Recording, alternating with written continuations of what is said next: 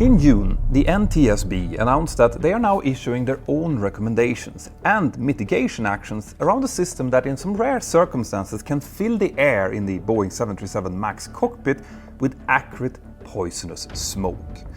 And worse, this is a system that most pilots that's flying the 737 MAX did not even know about until recently. Now, before we continue, it's probably worth talking a bit about this system called the Load Reduction Device, or LRD, and also what other aircraft have it, what it does and why it is a problem. Because as it turns out, it's not actually the system itself that's the issue here. Instead, it's the way that it's implemented, specifically on the engines of the Boeing 737 MAX. And that's also the reason why the NTSB is now getting involved. As many of you hopefully will remember, back in February of this year, 2025, I released a video over on the Mentour pilot channel where I went through the LRD system and the 2 recent Southwest Airlines flights where it had been triggered. Now, if you haven't watched it yet, this is not what I would call a typical Mentour pilot video. It did feature 2 Southwest events, but at its core, this was a preemptive video, not a reactive one, and it was made to highlight an issue that is still not resolved, which is something that I just haven't done before. I want nothing more than the safest possible outcome for my colleagues, and right now it doesn't feel like that is being dealt with. Now, originally my intention was to feature it on this channel, on Mentour Now, which made sense since Mentour Now is where I cover current or evolving events. But this story was evolving in a quite unusual and disturbing way, and I therefore wanted it to get maximum exposure over on my biggest platform. I first heard of this system thanks to a bulletin that had been issued by Boeing following those 2 Southwest incidents that I mentioned before. And that bulletin basically just said that if a large bird or something else goes into one of the engines, it might cause smoke in the cockpit. And in that case, we need to follow the correct non-normal checklist memory items, those included in the engine fire, severe damage and separation checklist. Now, that in itself didn't really seem like a big deal, as it basically said, do what you are already doing. And we also already practiced scenarios like this in our simulators during training, so at first, most 737 pilots, myself included, thought that this wasn't a huge problem.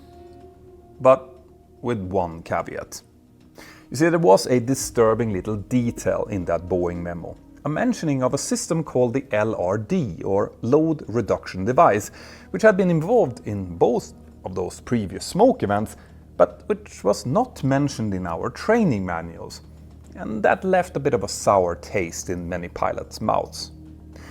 As I have explained in my videos about the Boeing 737 MAX crashes, those events involved a system called MCAS, which also had been left out of the pilot's manuals. And when Boeing released a bulletin after the first of those crashes back in 2018, they also seemed to be dismissive about it, telling pilots to treat it as a regular runaway stabilizer event, which in reality was a gross oversimplification of what it really was. So with that in relatively fresh memory, was this LRD device something similar? Well, in short, the LRD is a feature of the CFM LEAP-1 Bravo engines of the 737 MAX. It is also used on the LEAP-1 Alpha engines, fitted to many Airbus A320neo family aircraft, and on the LEAP-1 Charlie engines of the Chinese Comac C919. And not only that, many larger wide-body engines also use similar systems. The reason this system is needed is because the CFM LEAP has a larger fan at the front fitted to improve efficiency. But this larger fan also has another effect. The fan blades themselves are obviously longer and there are fewer of them compared to the number of blades on previous 737 engines, and that means that each blade in the LEAP engine is longer, wider and therefore heavier. And the blade's center of mass is also further out from the center of rotation. This in turn means that if the engine would lose a fan blade for whatever reason, well, then the vibrations from the imbalance would become much more serious than on earlier engines. Those extreme vibrations could damage the engine pylon or even the structure of the engine itself, literally shaking the engine apart. Basically, you can imagine an unbalanced washer machine, a fast spin cycle bouncing around on an uneven floor. But now instead imagine a 3-ton leap engine doing the same thing, but 3 to 4 times faster than your washing machine. And this is where the LRD comes in. It works by releasing the engine fan from its attachment to the rest of the spinning engine, which allows the fan to automatically recenter itself around a new center of rotation, drastically reducing the vibrations. Now at this point, some of you might ask, was it really such a big deal that this system wasn't mentioned in the pilot's manuals then? I mean, since the LRD operates automatically without any pilot input, and since it doesn't affect our flight controls like MCAS did, and also theoretically, then it doesn't bring any changes to our procedures, not bothering to actually inform the pilots wouldn't be such a big deal then, right? Well, actually no. And the reason for that has to do with the LRD's potential secondary effect. As I explained in detail in my Mentour pilot video about this, when you're flying in most airliners, including the Boeing 737, you're breathing air that has been taken up from the compressor stages of the aircraft's engines. But that's normally perfectly safe, since this is air that comes from a part of the engine that's before or upstream of the combustors, so there shouldn't be any contaminants there. We call this the bleed air system, and it's used for a lot of things like sending high pressure to the plane's air conditioning and pressurization system, and for things like anti-icing, pressurizing hydraulic reservoirs and fuel tanks, etc. Now that bleed air is initially very hot, which is handy for the anti-icing system, but the air conditioning packs therefore also need to cool it down before bringing it into the cabin. But the problem here is that if the LRD is activated, decoupling the fan from the rest of the engine due to the vibrations, well, then it will rely on the separation of an oil A-sump flange, which allows oil to enter the core compressor. That's about 16 quarts or 15 liters of engine oil, and crucially, it will then be released upstream of the pneumatic bleed ports, the ones that supply the air to both the cabin and the cockpit. And not only that, but as I just said, the air in the compressor that the oil gets mixed with is very hot. So the oil is then heated up and mixed into tiny particles, turning it into an acrid, toxic smoke. Now, I think you might now begin to see why many of us pilots were unhappy with Boeing's response to the 2 Southwest LRD activation incidents, implying that this was just another form of engine severe damage event. But as my team and I continued to research this story, we realized that we were dealing with something that could potentially become an even bigger problem if it were to happen at just the wrong moment. Now, not every story about aviation safety gets the same treatment in the press. That became very clear when the NTSB eventually raised their concerns about this LRD issue. In fact, a quick search turned up over 100 articles, with about 60% coming from major media conglomerates and only 7% from independent news sources. And that could mean that the way the story is framed could differ quite a lot depending on where you are reading it. But by using Ground News, today's sponsor, we could clearly see how this coverage varied across the political spectrum, and you can follow along if you want to by going to ground.news/mentor, or this QR code. Comparing the coverage is actually quite interesting. The left-leaning CNN takes a measured, institutional tone, framing the problem as a potential issue. But in contrast, the My Northwest headline uses a more urgent, emotive language, implying a pattern of failure. Ground News is a powerful research tool that gives you way more context than any single article ever could. And now there's even a custom Mentour feed containing all of the aviation, tech and Boeing stories that I cover. So if you are tired of sensationalist headlines, I highly recommend you to scan this QR code or to visit ground.news/mentor to get 40% off the same plan that I use. That's only $5 per month, but hurry up as the deal is only available temporarily. Thank you, Ground News. Now back to the story. One important detail about the 737 that I haven't mentioned yet is the way that its air conditioning system, or packs, distribute the air inside of the aircraft. The right engine feeds the right air conditioning pack, which goes straight into a mixing manifold and then into the passenger cabin. But the left pack, fed by the left engine, is configured a bit differently. This system directly feeds the cockpit with air. But of course, the 737 cockpit is many times smaller than its cabin, so the extra capacity from the left pack then goes to the mix manifold and into the passenger cabin. But this fact, that the air moves differently depending on which engine that we're talking about, means that the effects of an LRD activation is also going to be very different. On the 5th of March 2023, Southwest Flight 3923, a 737 MAX-8, hit a 3 to 4 pound turkey vulture as it climbed out of runway 06 in Havana, Cuba. That bird went into the right engine, triggering the LRD. This then generated smoke that partially filled the passenger cabin, and it contained some very nasty stuff like acrolein and formaldehyde, which are very toxic in high concentrations. Now, the pilots leveled off the aircraft at 800 feet, and after completing their checklist, they returned to Havana and landed safely. But the situation back in the cabin was so bad that the crew decided to evacuate on a nearby taxiway. Fortunately, the size of the passenger cabin of this 737 MAX-8 meant that while the smoke was terrible and caused respiratory issues for some passengers, the concentrations of toxic chemicals didn't reach any lethal levels. Some smoke also made it into the cockpit, but it too wasn't thick enough to be really dangerous. Now, as I'm sure that many of you have figured out, the situation would have been very different if the LRD had activated on the left engine, which of course was what then happened in the second Southwest incident.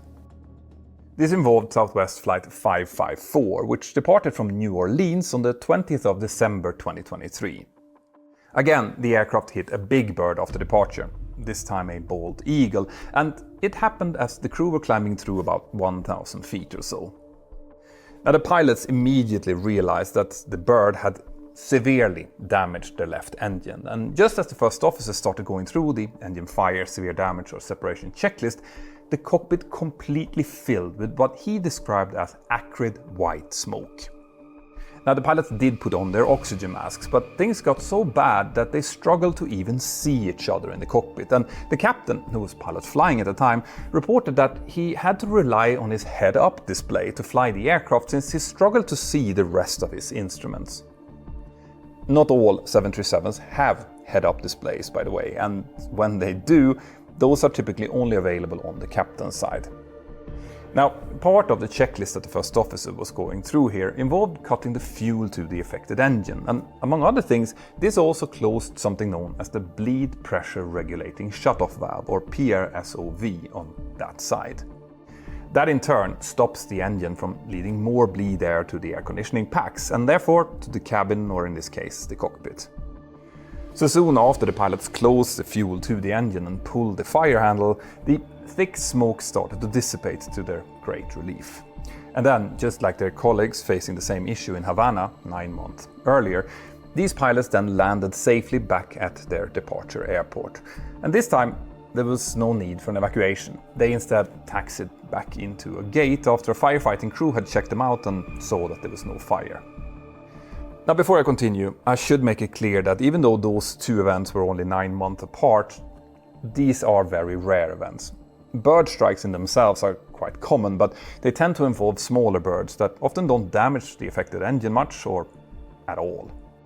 But even though both of these crews were really unlucky to hit a turkey vulture and a bald eagle, things could have gone a lot worse, especially in the last incident. So why is that? Well, first of all, remember that PRSOV that stopped more burnt oil from reaching the cockpit in the second incident? As I said, the pilots observed that the smoke started to clear after they had cut off the fuel, but even though they thought that the PRSOV had closed due to them executing the memory items, that valve had actually already closed over 2 minutes earlier. This was because the PRSOV will also close automatically if the engine spools down to an N2 value below 62%. So, in that incident, the PRSOV actually closed about 16 seconds after they had hit the bird. This means that these pilots were fed acrid smoke for less than 16 seconds, and yet their cockpit was completely filled, and it didn't begin to clear until 2 minutes and 9 seconds after the valve had actually closed. Had the N2 value remained over 62%, as it did in the Havana incident, the New Orleans crew would have been fed with much more smoke than they were. And an analysis showed that the concentrations of acrolein and formaldehyde in the cockpit could have exceeded lethal levels in just 39 seconds. Now, some of you might point out here that these pilots quickly donned their oxygen masks, so they could breathe just fine and would have been shielded from that extra smoke, right? Well, first of all, remember how bad the visibility in the cockpit had gotten, even though the PRSOV had cut smoke in just 16 seconds. And even with that, the captain struggled to read his head-up display, let alone the rest of his instruments. Second of all, remember that the New Orleans incident happened as the crew was climbing past 1,000 feet? But what would have happened if they had been even lower? What if they had hit a large bird right at the rotation instead, at a time when the pilot flying would still be flying manually with both his hands occupied? Well, that's actually the scenario that I presented in my Mentour pilot video. Below 400 feet, we are trained not to rush into troubleshooting, as we are too close to the ground, and a mistake, like shutting down the wrong engine, could have catastrophic consequences. So, if a pilot flying faces such an extreme scenario that close to the ground, when they're still hand flying, they might well elect to keep hand flying the aircraft to get it away from the ground without the mask, in a cockpit that's quickly filling with acrid, toxic smoke. And since reaching 400 feet, which is where we earliest would start to deal with this, with an engine out could take half a minute or more after rotation, breathing fumes for this long could have dire consequences. This kind of scenario is why some of the FAA's investigators who had been tasked with looking into these two events wanted the 737 MAX pilots to perform takeoffs with the left pack switched off until a permanent solution to this problem could be found. They also asked for a design change to be implemented where the impulse of a bird strike would be detected and immediately trip the PRSOV before any nasty smoke could make it into the cabin or the cockpit. This would likely be just a software fix, so it's something that should be possible to certify and implement relatively quickly. The FAA investigators also made several other recommendations, for example asking that Boeing reviews the rest of the 737 MAX's systems to make sure that the pilots really know everything that we need to know. But as I explained in my previous video, the FAA elected not to listen to their own investigators and took no immediate action. Instead, the FAA decided to follow its standard rule-making processes, as they put it. This is what I really wanted to highlight, because I felt that even experienced 737 pilots who had been briefed on the two Southwest incidents had not fully grasped the implications of what happened, or what could happen if these bird strikes happened closer to the ground. And to prove my point, I was sent an internal memo issued by a major American pilot union. Someone sent that to me because it directly addressed my video, questioning its points, stating that, for example, the concentrations of fumes in the cockpit could not become toxic in just 39 seconds, and that my video's conclusions were based on outdated data. Now, to be clear here, the information that I used in my video came straight from a leaked memo of those FAA investigators, and it had also been widely reported in other media before I made my video. But I was really curious about what they meant about this, so I emailed the pilot union representative who had written that memo, because nothing would make me happier than being wrong about this. Maybe this problem wasn't as big as I thought it was. Maybe he had more information than I did. But I got no reply back. That's interesting, right? I mean, pilot unions are supposed to be on the pilot's side in safety discussions, so this interaction made me quite confused. But I should also mention that, on the other hand, loads of other union representatives and pilots reached out after my video saying that they were taking action, so this was likely just an isolated event. Anyway, that was how the FAA and interestingly also EASA had handled this initially, But what about the National Transportation Safety Board then, the NTSB? Well, in June this year, the NTSB released its report on the LRD issue as part of its ongoing investigation into those two Southwest incidents. In that report, the NTSB noted what I just described above, that many pilots flying the 737 MAX were still not fully aware of the two Southwest incidents that happened in 2023 or their implications. And that was despite the information that both Southwest and Boeing had released in the meantime.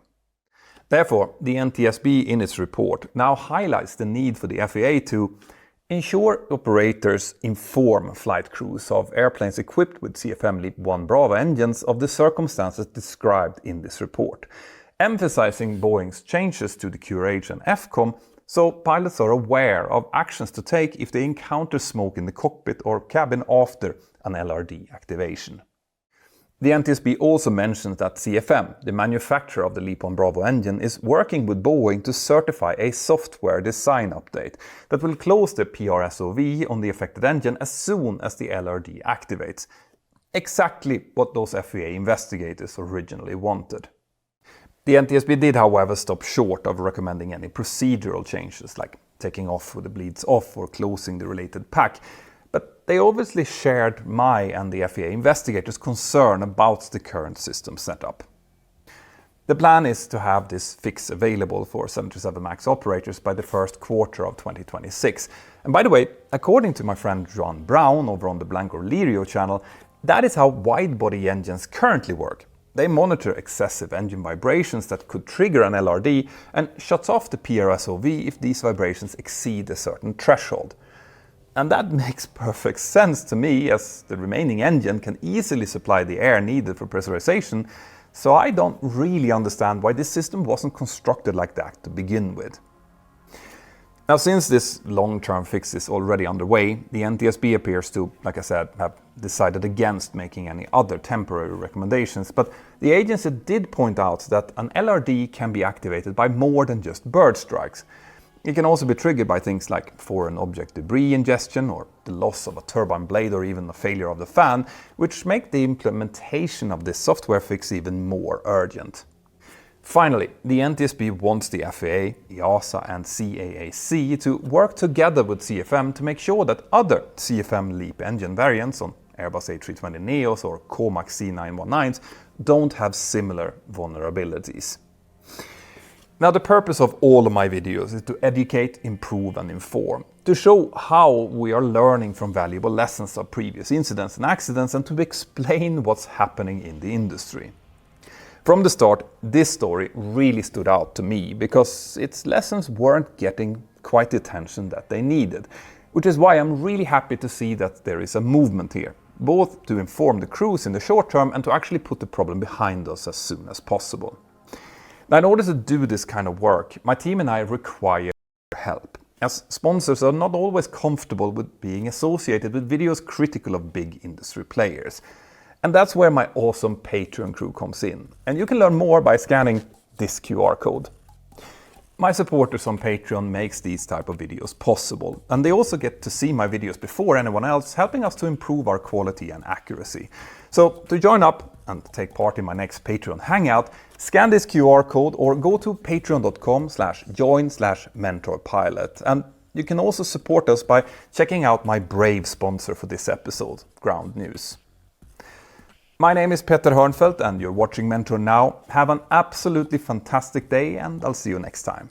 Bye bye.